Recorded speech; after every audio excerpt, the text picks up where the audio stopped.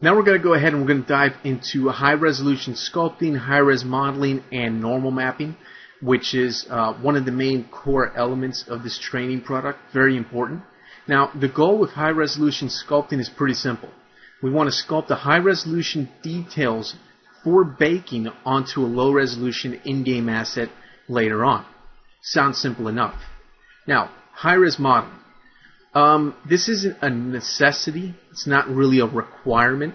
However, this is what I recommend, using subdivision surfaces to get your high-res modeling done. Okay?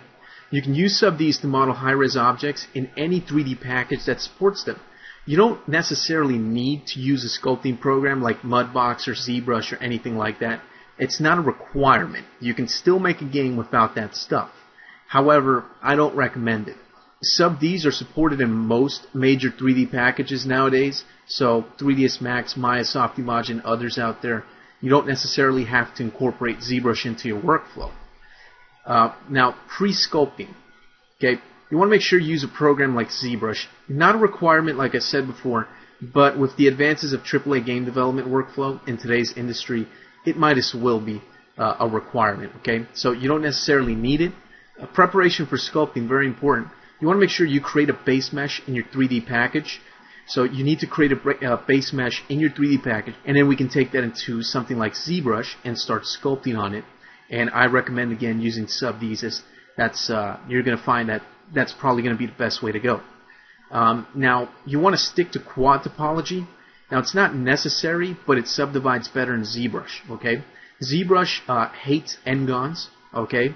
It loves quads. Quads are four-sided polygons. And you could import an object with triangles. That's going to cause some artifacting, and it's not going to subdivide very well. But it's not going to make ZBrush crash. It's not going to make your system catch on fire or anything like that. Now, you also want to make sure you create a good UV layout in your 3D package first before going to ZBrush.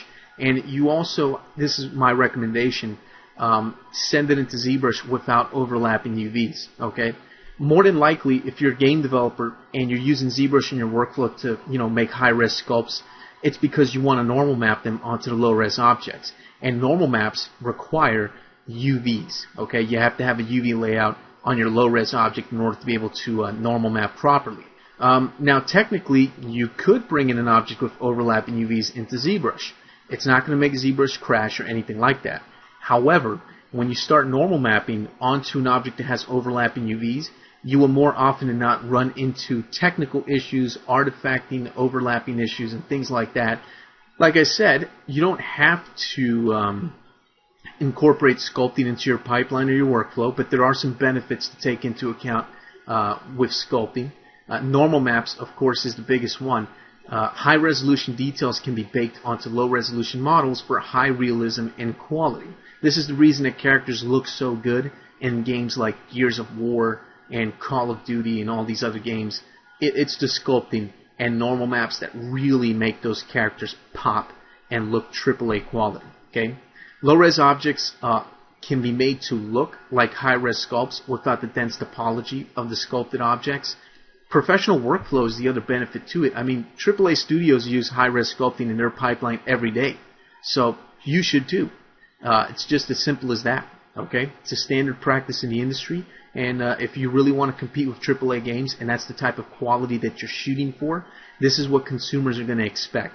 So that's going to do it for this kind of overview of sculpting. I'm going to end this here, and in the next video we're going to go ahead and start putting some of these ideas and theories to use and start getting our hands dirty with high-res modeling and incorporating ZBrush into their pipeline.